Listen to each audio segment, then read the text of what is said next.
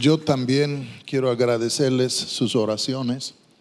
Me acuerdo en varias veces que hablaba con su pastor Enrique y me comentaba de la oración que se estaba levantando aquí. Y yo no tengo la menor duda de que si la iglesia no hubiera orado, pues Pati estaría con el Señor y yo estaría aquí a solas. Pero al fin de cuentas Dios ha sido muy bueno. Y hasta que Dios es tan bueno que sabe cómo sacar el bien del mal. No pueden hacer todos, pero Cristo, el Padre, pueden sacar del mal el bien. Y entonces con Dios no hay pierde, aunque hay momentos que parece que todo está perdido, pero con Dios no hay pierde. Yo sí me acuerdo, Enrique, ese momento en Ciudad Juárez. Yo no sé qué, cuando me llamaron a ir allá a participar con Ralph Mahoney y Jorge Vich, profetas pero de profecía. Yo dije, ¿quién soy yo? Y entonces me sentía un poco fuera de onda, ¿no? Como que voy a hacer con estos aquí. Y pues estaba un poco nervioso. Y me acuerdo cuando entraron Enrique y Tita. Yo dije, Tita se ve de buena gente, pero Enrique no sé qué. Y había traído mi crucifijo de plata y la tenía en el bolsillo y metí la mano allá para agarrar mi crucifijo por si acaso. Pero descubrí muy pronto que Enrique sí era cristiano, que sí era pastor, y a lo largo de los años he llegado a saber que es muy buena gente. Y nosotros le amamos a él y a Tita con todo nuestro corazón. Y luego está Herbert, no está en este momento, pero Herbert y Rebeca. Yo me acuerdo de Rebeca cuando, pues que era jovencita, ¿no? De los 15 años o algo así. Y ayer nos dijo que yo sigo vistiéndome de la misma manera que me vestía hace 30 años. Y yo digo, bueno, al mundo le ha tardado en alcanzarme. Pero al fin de cuentas, así pasa con muchos líderes. Ya la gente 20 años después se conecta con lo que está pasando. ¿Está bien? Pero es un gran gusto estar aquí de nuevo en Parral, un pueblo inolvidable, sin duda. Perdón, yo sé que es ciudad, ¿no? Bueno, ¿qué voy a decir? Ya, no, está bien, es una ciudad nada más muy chiquita. Pero, ni modo. Pero quisiera, en el tiempo que me queda, quisiera invitarles en el primer lugar a abrir sus Biblias a Gálatas capítulo 3. Y nada más quiero hacer una breve introducción ahí y luego vamos a saltar al Evangelio según San Juan. Gálatas 3:1. Pablo dice esto a los Gálatas: oh Gálatas insensatos, ¿quién os fascinó para no obedecer a la verdad? A vosotros ante cuyos ojos Jesucristo fue ya presentado claramente entre vosotros como crucificado. Vamos a orar. Padre, pido gracia en estos próximos minutos de poder compartir con mucha claridad el mensaje de Jesucristo y el crucificado. Afina nuestro oído, abre nuestro corazón, déjanos ver. Y en el nombre de Jesús te lo pido. Amén.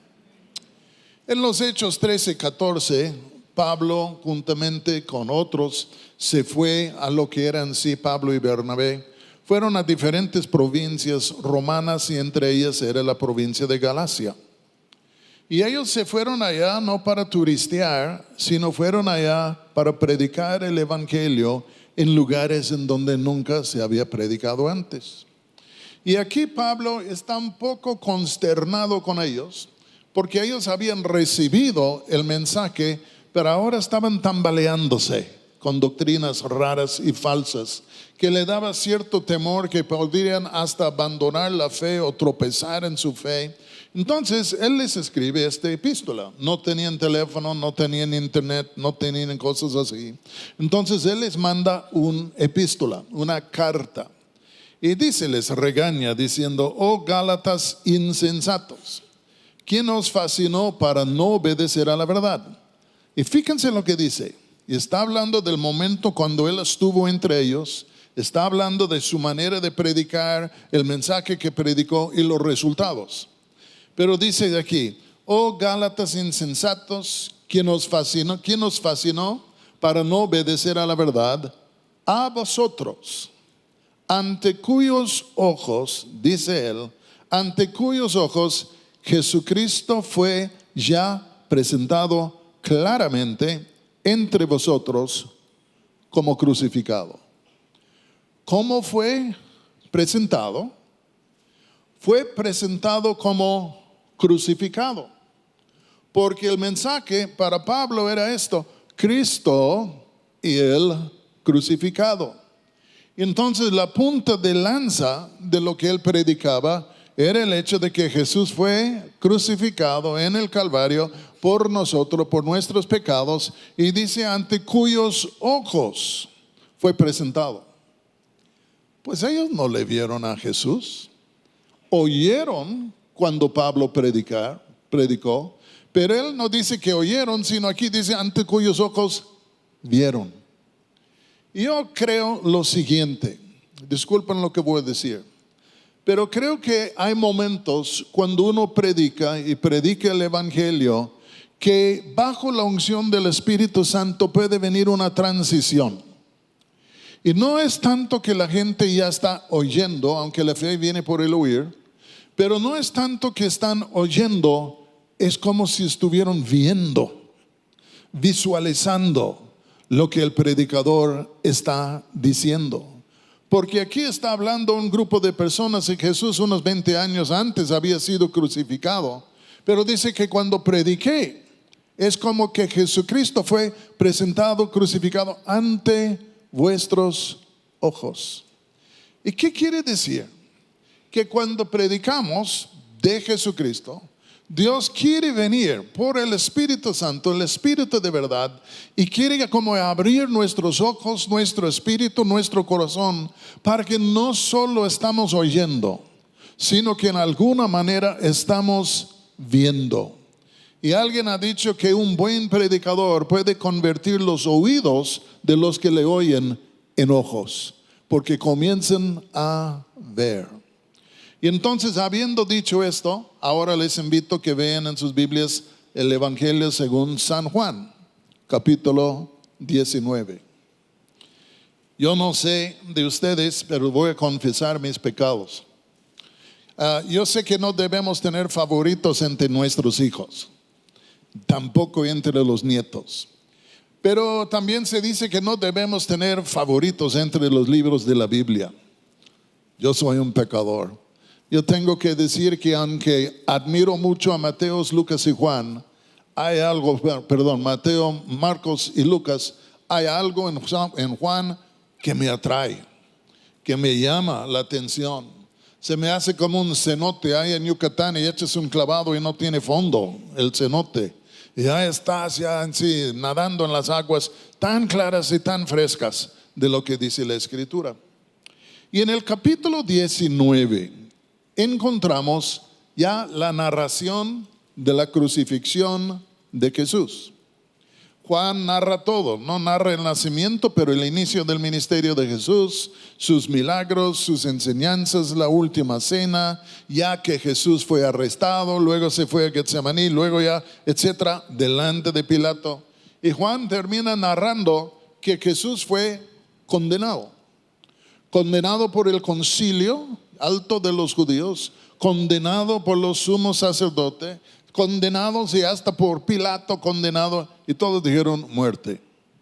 Y entonces encontramos en el capítulo 19, en una forma condensada, encontramos ahí lo que voy a llamar un cuadro o algunas fotos de Jesús en la cruz.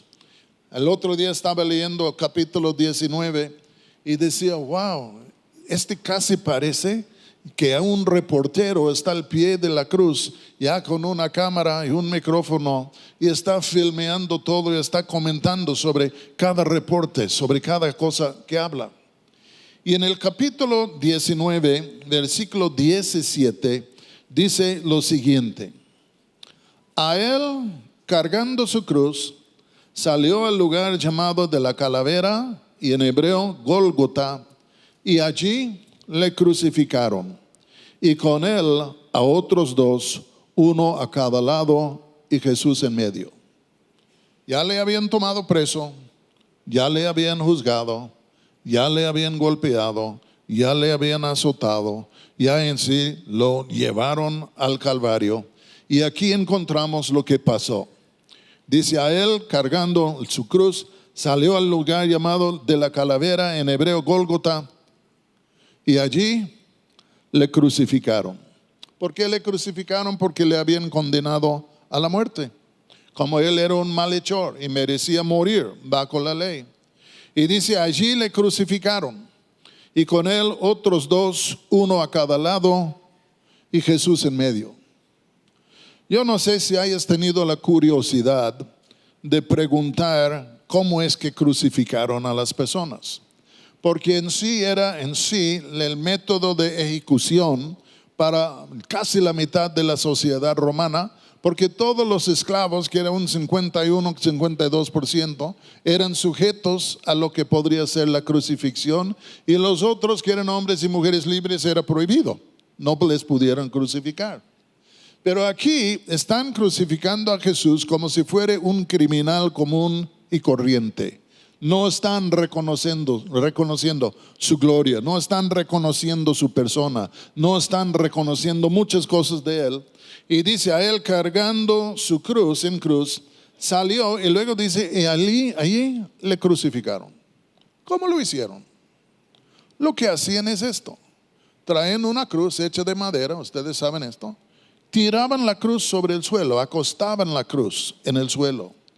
Después de haber escarbado un pozo, en donde ya después de crucificar al reo, clavarle a la cruz, iban a levantar la cruz y ¡pum!, para que se asentara ahí en el pozo, y luego estabilizaban a la cruz para que no cayera de ningún lado.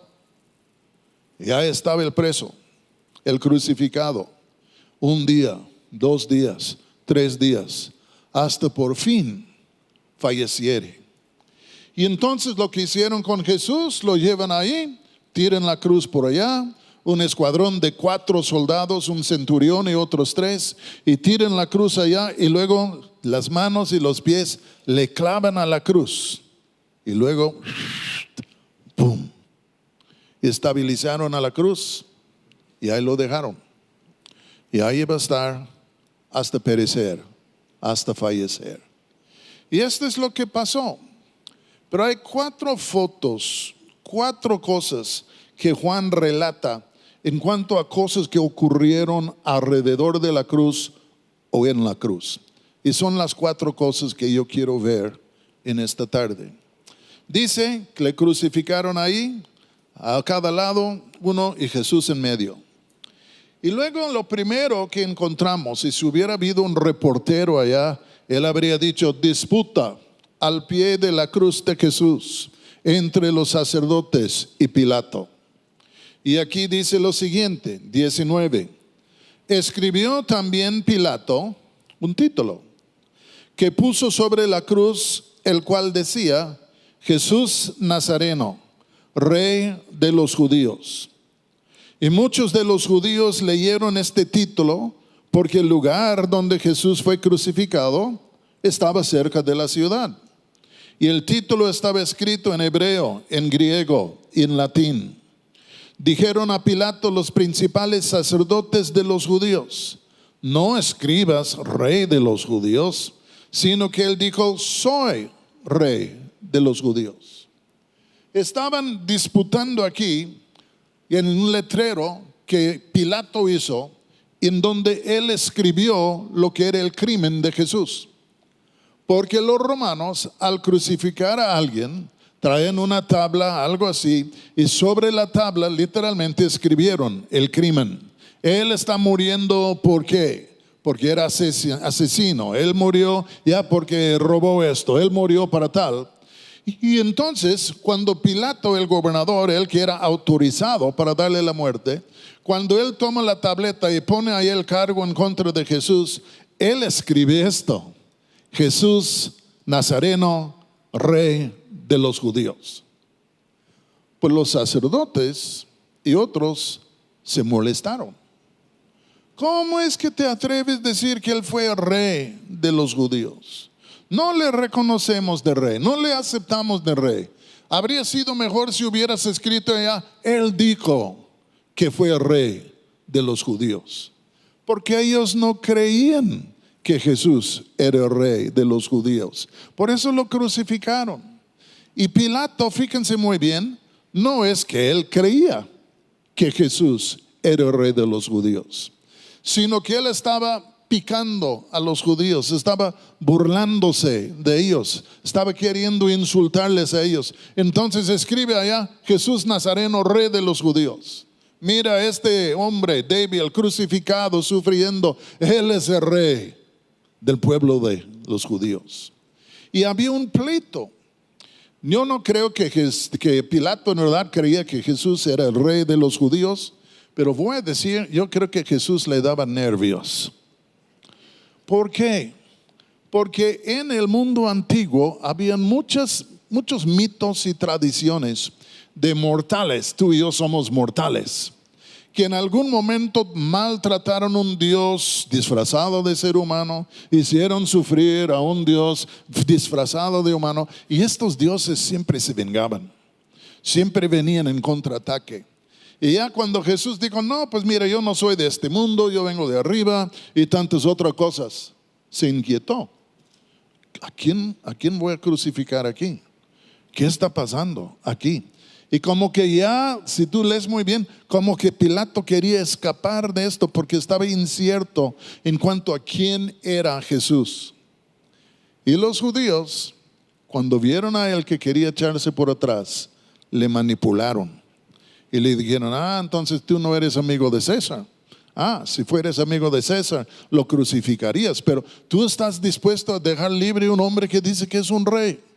Crimen, traición al trono, al César. Entonces él fue manipulado y dice, ok, vamos a crucificarle. Aunque su propia mujer en la noche antes tuvo pesadillas y le dijo, no tengas nada que ver con este hombre justo. De todos modos, crucificado. Una disputa. ¿Quién tenía la razón en cuanto al cargo? Pues yo creo que Pilato, honestamente, él sabía que lo estaban crucificando porque en sí él había dicho que era el Hijo de Dios y ya está. Pero fue una disputa. Pero lo que debe estar en claro es esto, que Jesús, si es el Hijo de Dios, el Rey de Israel, el gobernador y soberano sobre toda la creación. Y ahí lo crucificaron en debilidad, pero había una razón por esta debilidad. Pero este es el primer, como si alguien estaba dando un reportaje ya a las noticias. Y luego, cuando vamos un poco más por abajo, encontramos una sesión, una porción, en donde habla de cómo repartieron la ropa de Jesús. Versículo 23 dice, cuando los soldados hubieron crucificado a Jesús, tomaron sus vestidos e hicieron 4 partes, una parte cada soldado. Tomaron también su túnica, la cual era sin costura, de un solo tejido de arriba abajo. Entonces dijeron entre sí, no la partamos, sino echemos suerte sobre ella, a ver de quién será. Esto fue para que se cumpliese la escritura que dice, repartieron entre sí mis vestidos y sobre mi ropa echaron suertes. Y así lo hicieron los soldados. Les voy a decir algo muy feo. ¿Está bien? Digan conmigo, feo. Los reos, los condenados que crucificaron, los crucificaron desnudos. Ya les quitaron toda la ropa. Y esto tenía como fin de aumentar la vergüenza, el dolor, el sentir de debilidad. Y entonces lo que hacían era, desnudaban el preso, lo crucificaban, luego levantaban en sí la cruz, y ahí estaba su ropa. Yo creo que el vestido normal entre los judíos eran 2 piezas de ropa interior, 2 piezas de ropa exterior, y en el caso de Jesús tenía una túnica. El escuadrón de 4 soldados pues ya repartían 4 piezas, pero luego estaba la túnica. Entonces iban a echar suertes sobre esto, a ver quién lo ganare. Y sí echaron suertes, y yo no sé quién fue que ganó, pero alguien ganó y ahora tenía 2 piezas de ropa en vez de una.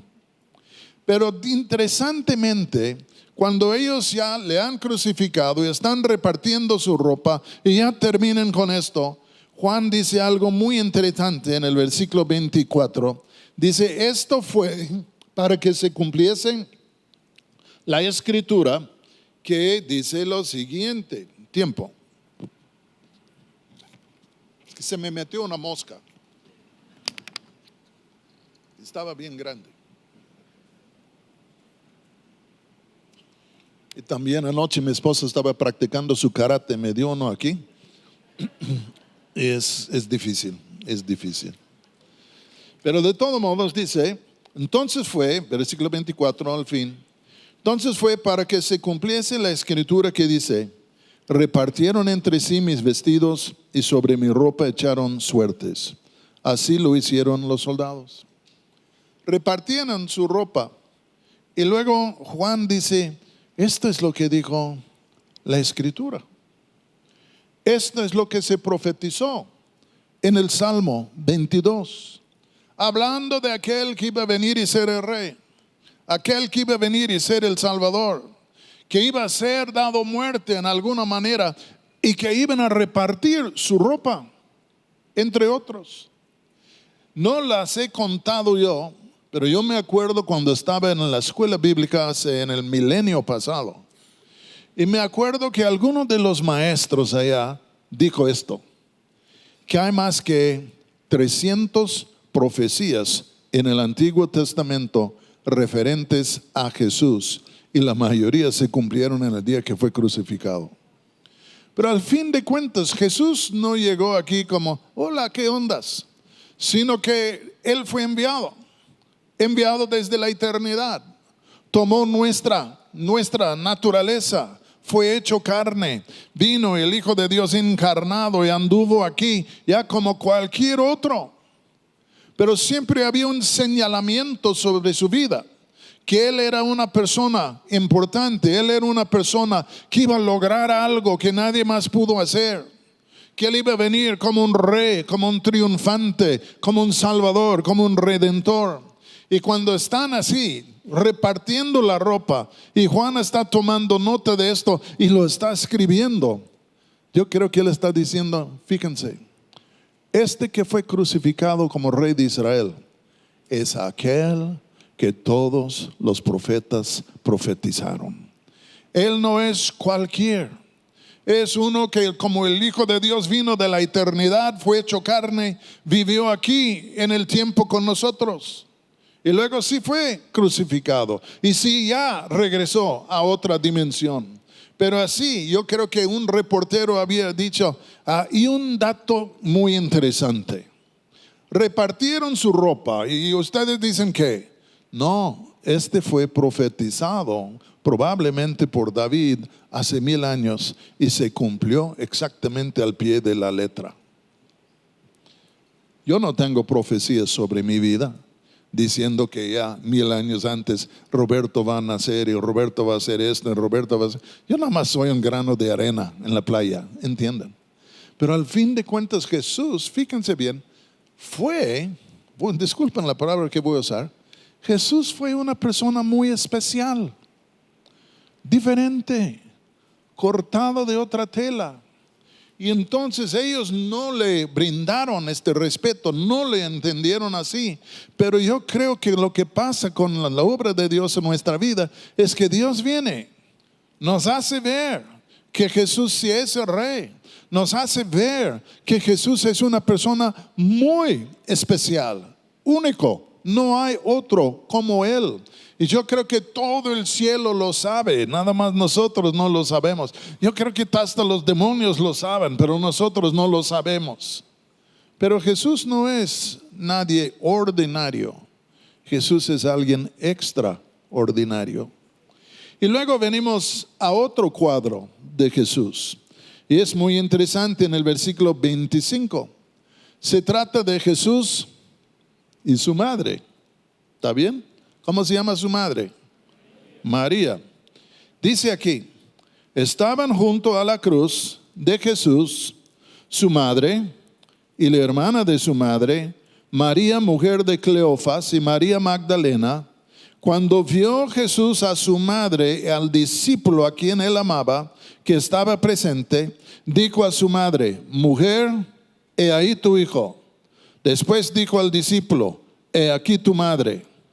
Y desde aquella hora el discípulo la recibió en su casa. ¿Qué cosa? Otro reportaje. La ternura de Jesús en momento de crisis. Está por morir, pero se preocupa por su madre. Yo pienso en esto. De toda la familia que tenía Jesús, ya los teólogos dicen que José ya había partido de este mundo, ya años antes se había muerto. Muchos creen que Jesús tomó su lugar, el mayor entre vosotros será el siervo de todos, y que Jesús, siendo el mayor, tomó el liderato y hizo provisión para la casa. Jesús ayudaba a su madre en la fiesta ahí de las bodas de Caná. Cuando se acabó el vino, Jesús, ¿qué hago? Se acabó el vino, tranquila, yo me encargo. Pues él va a ir a comprar vino. No compró nada, cambió el agua en vino. Y entonces hizo algo inesperado. Pero yo creo que Jesús amaba a su madre y ya. Yo creo que Jesús amaba a sus hermanos. Tenía 4 hermanos y 2 hermanas. Y yo creo que él los amaba. Pero parece ser que no le amaban a él. Que pelearon con él. No creyeron que él era un profeta. No creyeron que él era el ungido. No creyeron y se burlaron y le criticaron. Y luego a la hora triste, cuando él ya había sido clavado en la cruz, estos rencillos, ya pleitos viejos, provocaron que ni uno de sus hermanos se encontraba al pie de la cruz cuando él estaba muriendo. Pero su mamá sí. Yo no digo que ella entendió todo en cuanto a Jesús. No creo que ella entendió todo el misterio. Pero ella le amaba y entendía que era un buen hijo, no era malo. Y ella se encontraba al pie de la cruz cuando él estaba muriendo. Y habían otras mujeres ahí con él también, o con ella. Y Jesús, en los últimos minutos de su vida, yo no sé, nadie puede decir cuánto tiempo sobraba todavía para que expirara. Pero al fin de cuentas, estando él en una agonía terrible, estando colgado ahí, mira a su madre. Y ella ahí está con 2, 3 otras mujeres. El discípulo, dice la Biblia, que él amaba. El discípulo que él amaba era Juan. Y Juan ahí estaba. Nadie de la familia se presentó, menos María. Y de todos los discípulos que tenía, eran 12. Uno le traicionó. Otro le negó, y los que sobraban se dispararon y se escondieron. Pero había uno, Juan, y él ahí estaba al pie de la cruz. Voy a decirles algo que bien saben. Cuando todo te va bien, tienes 1,000,000 de amigos. Cuando todo te va mal, ni el perro te quiere. Y entonces aquí estaban, y ya en sí, nada más su madre, de toda la familia, eran mínimo 6 hermanos y hermanas, y nada más su madre. 12 discípulos, uno. Pero Jesús le mira a Juan, mira a su madre, y dice, madre, no lo hacía así, pero madre, he aquí tu hijo. Y dice a María, mujer, he aquí tu hijo, y luego viceversa, he aquí tu madre. ¿Qué estaba haciendo? No quería dejar ningún detalle sin hacerlo. No quería dejar cosas no hechas. Y en ese momento se preocupaba por su madre, interesantemente. Y luego ya hace este encomiendo. Después de esto, llegamos al fin.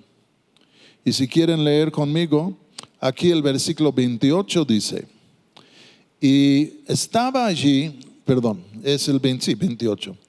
Dice, después de esto, sabiendo Jesús que ya todo estaba consumado, que todo ya se estaba cumpliendo. Dice que dijo, para que la escritura se cumpliese, tengo sed. Y estaba allí una vasija llena de vinagre.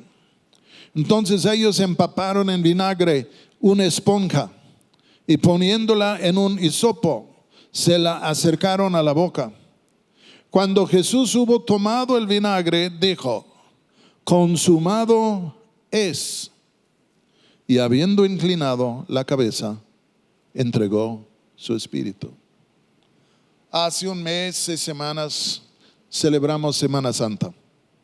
Muchas iglesias tienen la tradición del día viernes por la tarde, tienen una reunión en donde se predican las 7 palabras. Porque Jesús desde la cruz habló 7 palabras. Padre, perdónalos, no saben lo que hacen. Hoy estarás en el paraíso conmigo. Y luego otra palabra es, Dios mío, ¿por qué me has abandonado? Y luego esto, que tengo sed, y luego el otro ya, y aquí tu hijo. Y luego ya al final de cuentas, consumado es, y ya. Son 7 palabras. No las cité bien, pero las cité. ¿Está bien? Pero al fin de cuentas, encontramos aquí 2, sino 3 de estas palabras. Está acercándose al fin. Tenía ya 6 horas clavado en la cruz, desangrándose de las manos, de los pies, de la espalda, tal vez de los golpes que le dieron. Estaba hecho pedazos al Señor y estaba en sí, yo creo, deshidratizado. 6 horas bajo el sol de Palestina, de Jerusalén. Y entonces estaba golpeado, estaba desangrando, y al fin de cuentas él alza la voz hasta donde puede, y a lo mejor con voz de rana dijo, tengo sed. ¿Y quién no habría tenido sed? Y entonces los soldados, escuchando que él dijo, tengo sed, tomaron una esponja. Lo fijaron a un ramo de hisopo. Luego lo metieron, aquí dice, en un vinagre, pero no era un vinagre, era un vino corriente. Y este vino corriente fue muy popular, no por su contenido alcohólico, sino fue muy popular porque la tradición dice que este vino saciaba la sed de una persona mejor que el agua lo podría hacer. Y entonces en días así, de una crucifixión que podría ser bien larga y tantas cosas, pues los soldados llevaban esto, puede algunos de que estaban ahí nomás para ver también, pero era que en sí, para poder mojar y en sí lo que era la garganta, y estoy seguro que también contenía minerales y vitaminas y todo, para recargar un poco lo que era la fuerza perdida del hombre.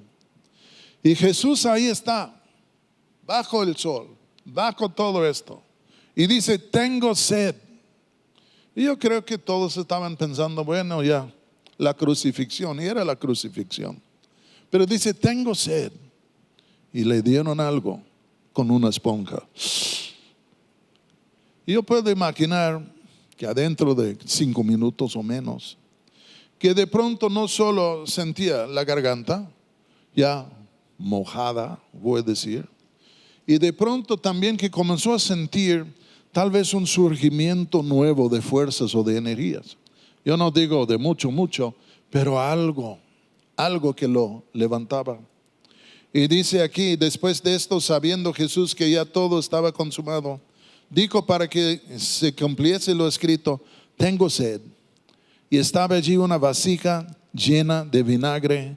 Entonces ellos empaparon en vinagre la esponja, es una esponja, y poniéndola en un hisopo se la acercaron a la boca. Cuando Jesús hubo tomado el vinagre, dijo algo. ¿Por qué les dijo que tenía sed? Es porque no tanto que tenía sed, sino que él necesitaba tener una voz que se podría escuchar. Y él también necesitaba tener algo de energía para decir algo. Y lo que Jesús dijo aquí, consumado es realmente la penúltima palabra. La última es: Padre, en tus manos encomiendo mi espíritu. Pero es como si todo estuviera llegando a un punto alto. Ya tenía todo su tiempo allá, ya tenía 6 horas colgadas, ya se estaba muriendo. Pero dice: tengo sed porque quiero decir algo. Tengo que decir algo. Y ya tal como estoy no puedo hablar. Entonces denme algo de este vino para que yo tenga la fuerza y tenga la voz para hablar. Y lo que Jesús hizo es que anunció algo. Cuando dijo: Padre, perdónales, no les saben lo que hacen, estaba orando por los romanos. Cuando dijo al muchacho ladrón: hoy estarás en el paraíso conmigo, estaba hablando al muchacho. Padre, Padre, ¿por qué me has abandonado? Está hablando al Padre. Luego está hablando con María, ya, etcétera. Pero aquí, si tú miras muy bien, la pregunta es esta: ¿a quién estaba hablando? Dice: consumado es. ¿A quién estaba hablando? A los soldados, a su madre. Estaba diciendo: ya mero me muero. ¿A quién estaba hablando? Y la Biblia no nos dice directamente a quién estaba hablando. Pero lo que yo creo es esto: cuando él dijo consumado es, estaba haciendo un anuncio. Estaba avisando a todos los que estaban, y hasta todos los que están en los confines de la tierra. Está diciendo consumado es, o está diciendo esto, y escuchen bien: la promesa que Dios dio a Adán y Eva en el huerto de Edén, que no perecerían para siempre por su maldad, sino el anuncio que Él dio, que un día Dios enviaría un Salvador, quien aplastaría la cabeza de la serpiente, que aunque Él en sí hiriere el calcañar del Hijo, dice, está anunciando algo. Consumado es lo que Dios prometió, lo que Dios dijo que Él iba a hacer para redimir a la raza humana, para restaurar a la raza humana, para perdonar a la raza humana. Lo que Él dijo hace 4,000 años, 6,000 años, dependiendo de cómo tú lo ves, ya se ha cumplido. Mis hermanos, Dios es fiel a sus promesas. Y Dios dio una promesa justo antes de la caída, que un día redimiría a la raza humana de su maldad. Y ahora Jesús está diciendo lo que Él dijo: yo soy el Cordero de Dios que quita los pecados del mundo. Y lo que Él dijo se está haciendo realidad el día de hoy. Yo quiero decirles algo, mis hermanos. Puede ser que no hay otro anuncio más grande en toda la Biblia. Dios, cuando creó todo, vio todo y dijo que era bueno. Está bien. Pero después de esto, un decreto en contra de la raza por su maldad.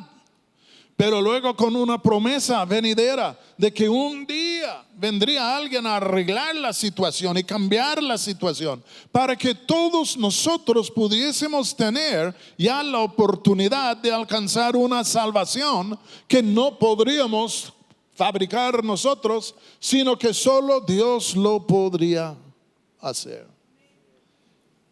Yo creo es por eso que el título dado al evangelio en griego es buenas nuevas, buenas noticias. Yo sé que muchos dicen, no, pues si gano la lotería, ay, pues buenas nuevas. Ah, mi suegra no viene para la Navidad, aleluya, buenas nuevas. ¿Entienden?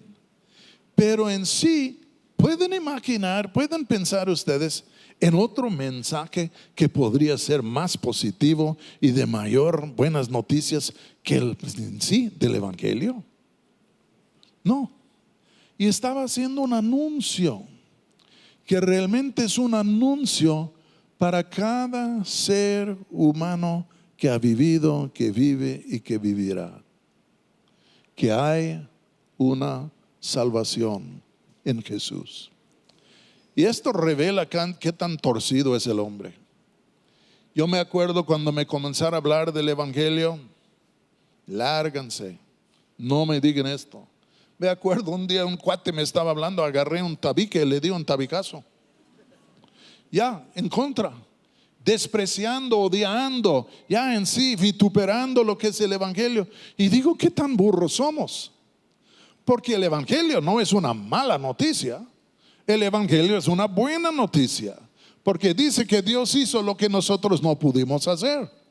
Él en sí dio su Hijo como sacrificio en el Calvario, como el Cordero de Dios que quita los pecados del mundo. Y por medio de Él podemos ser redimidos y reconciliados con Dios. Y créanme, el mayor bien, el mejor bien que el hombre puede recibir es la reconciliación con Dios.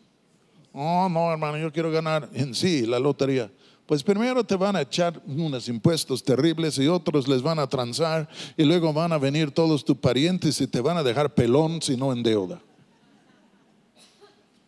Pero la cruz, la salvación, que nos cambia, nos perdona, nos transforma, que nos da promesa para toda la eternidad. Y yo creo honestamente lo que él dijo aquí: consumado es, en comparación con todas las demás cosas de las Escrituras, y no las desprecio.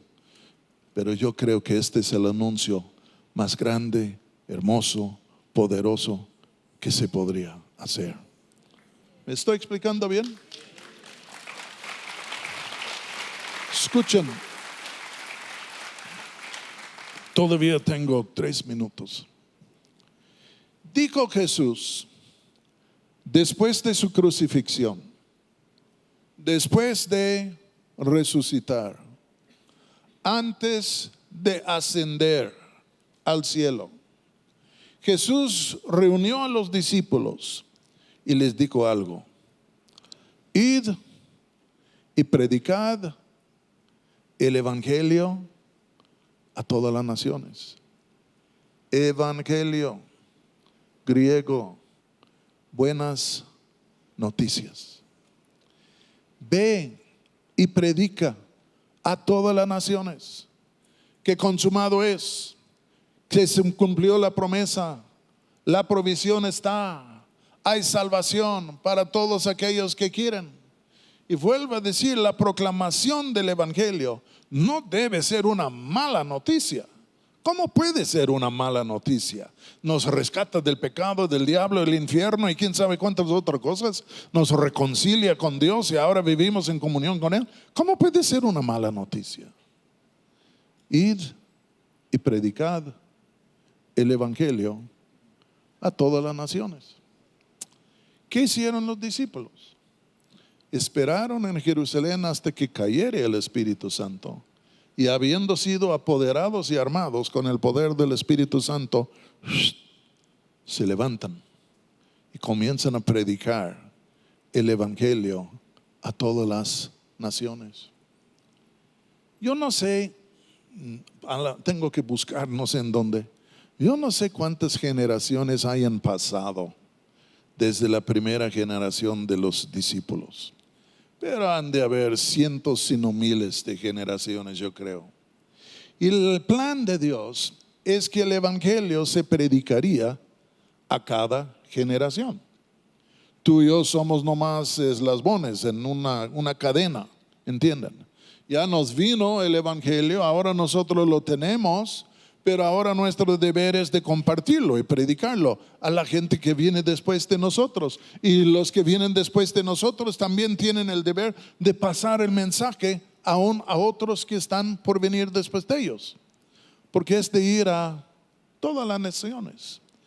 El tiempo de esto es presente perfecto.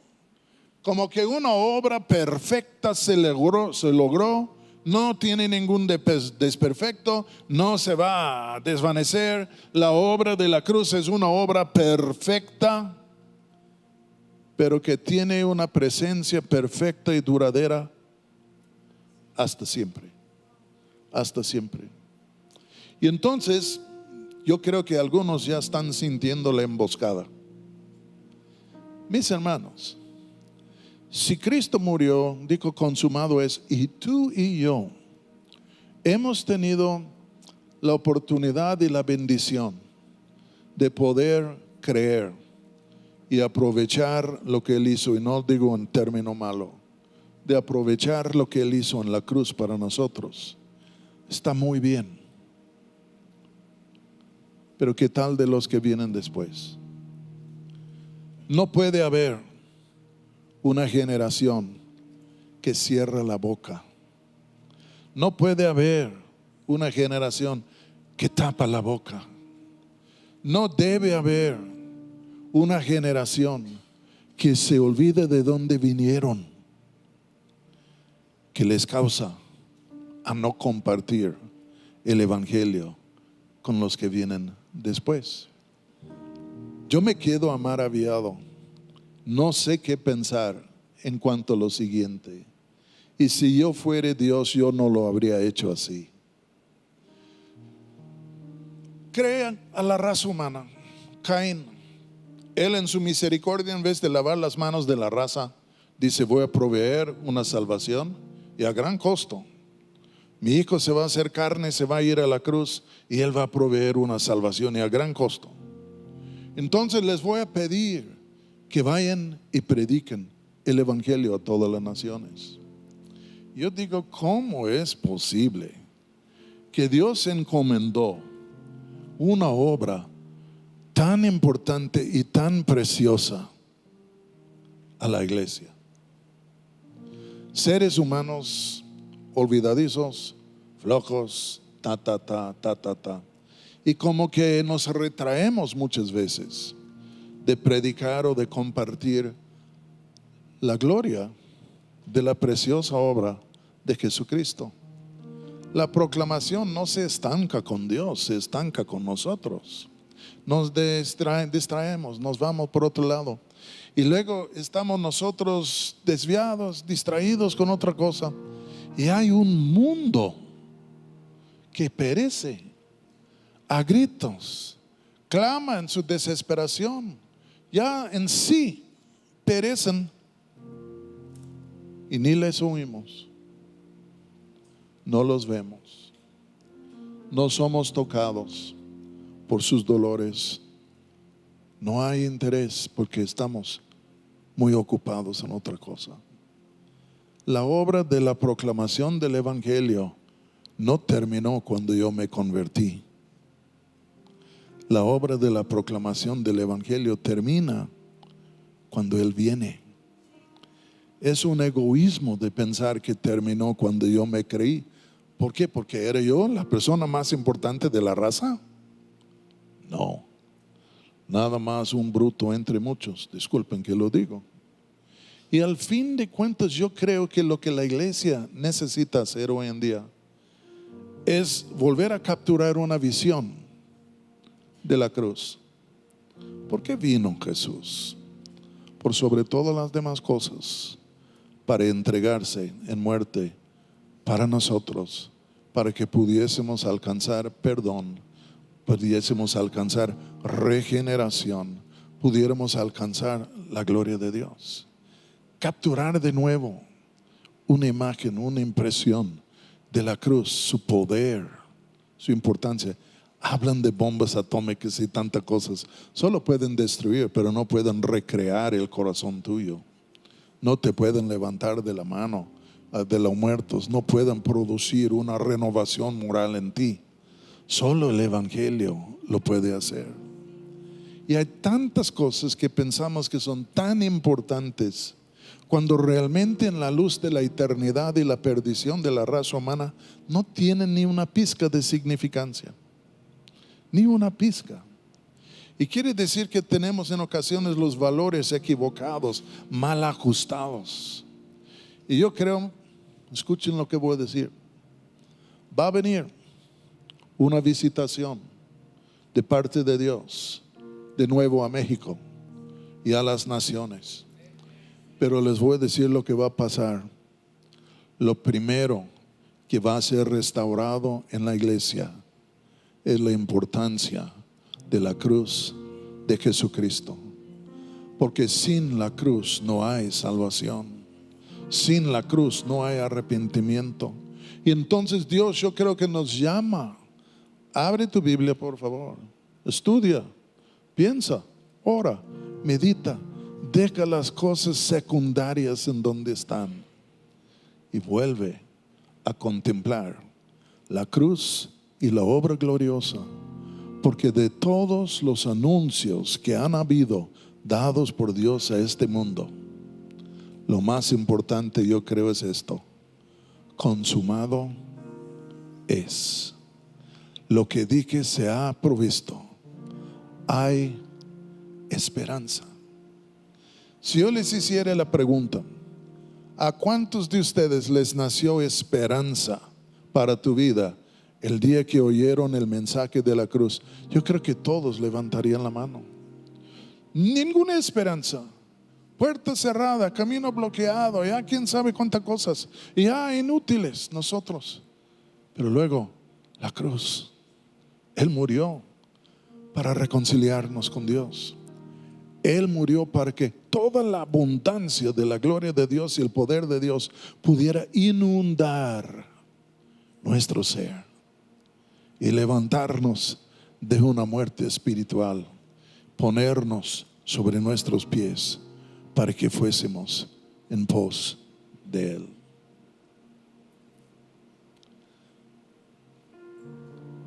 ¿Cuántos dirían: ¿sabes qué, Roberto?